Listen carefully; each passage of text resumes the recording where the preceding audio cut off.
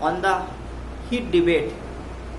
Everybody wants to know, after all, how did he disappear, how did he die.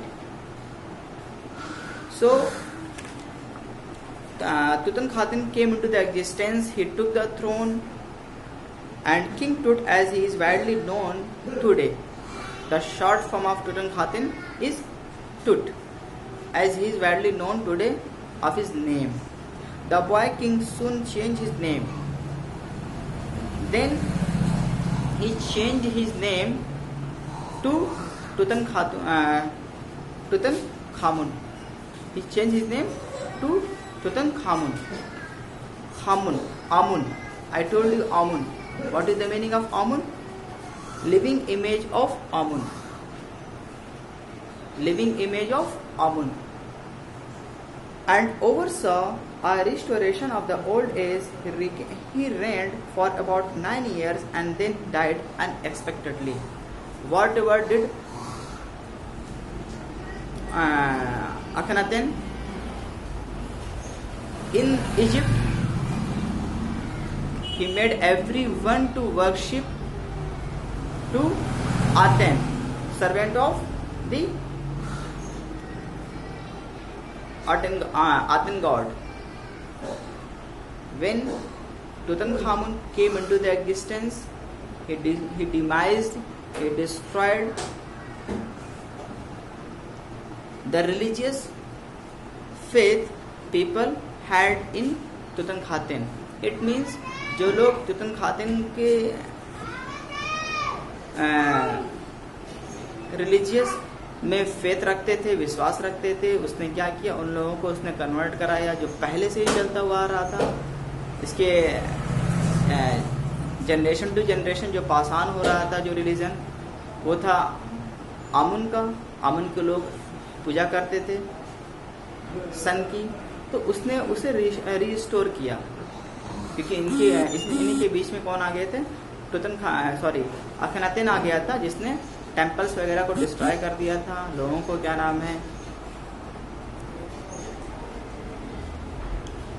लोगों को भी problem हो रही थी और जबरदस्ती उनको कन्वर्ट करा रहा था आतिन में. तो जब तुतनखातन जब एग्जिस्टेंस में आया, जब उसने थ्रोन को, सिंहासन को जब उसने अडॉप्ट किया, संभाला, तो ये सारी प्रॉब्लम धीरे धीरे दूर हो गई. उसने फिर से रिवाइव किया उस फेथ को जो पहले से लोग मानते थे, और उसके बाद उसकी डेथ हो गई, क्योंकि उसने just he rain for about 9 years. उसने केवल 9 साल ही रेन किया.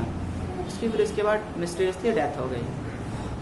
Regardless of his fame and the speculation about his fate, Tut is one mummy among many in Egypt.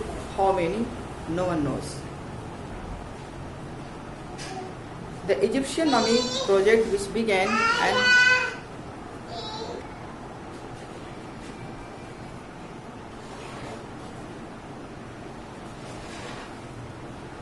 regardless of his fame and the speculation about his faith, Tut is one mummy among many in Egypt. Tut was not the only one mummy to be considered in Egypt. There were lots of mummies to be found by the historian, by the archaeologist. Archaeologist के द्वारा, historian के द्वारा वहाँ बहुत सी mummies मिली. तो टुट ही केवल एक सिंगल ममी नहीं थी जो लोग उस पर क्या नाम है स्टडी करते हैं. हाँ, बट टुट was given preference among all the mummies. He was the one to be considered to be scanned first. और जो वहाँ पर ममीज रखी हुई थी उनमें टुट को पहले स्कैन किया गया. ये इसकी अचीवमेंट्स थी. और ये इन्वेंट्री कब स्टार्ट हुई? 2003 में. Has recorded almost 600 so far and is still continuing. How many mummies to be discovered? 600 mummies are discovered and is still continuing. Means is still lots of mummies to be found in Egypt. अभी भी Egypt में बहुत सी mummies पाई जा रही हैं. The next phase, scanning the mummies with a portable CT machine donated by the National Geographic Society and Siemens, its manufacturer. How the mummies were scanned? The mummies were scanned with the help of National Geographic Society and Siemens. This was the company who made CT scan machines and donated to the people who were working on the dead bodies of kings. King Tut is one of the first mummies to be scanned in death as in life, moving regally ahead of his countrymen. As I told you, King Tut first mummy था जिसको scan किया गया.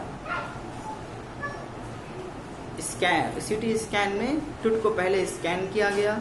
It means he was running ahead of all the mummies who were there.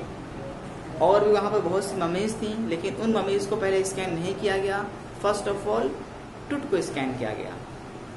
टुट की dead body को scan किया गया, find out किया गया, पता लगाया गया.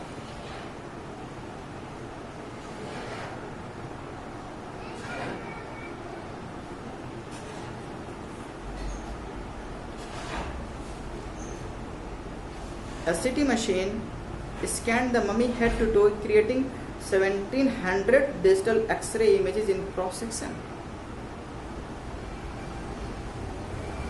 It means a CT machine scanned the mummy head to toe, creating 17 digital X-ray images in cross sections. It means जो डेवलप्ड CT स्कैन था, जो मॉडर्न टेक्नोलॉजी के हेल्प से जब एक मम्मी के 1700 डिजिटल एक्सरेज निकाले गए. It is possible.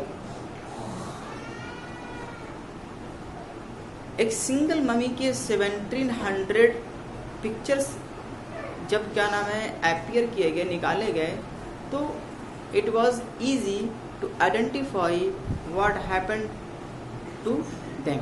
उन्हें क्या हुआ था एंड हाउ दे डाइड और उनकी डेथ कैसे हुई थी.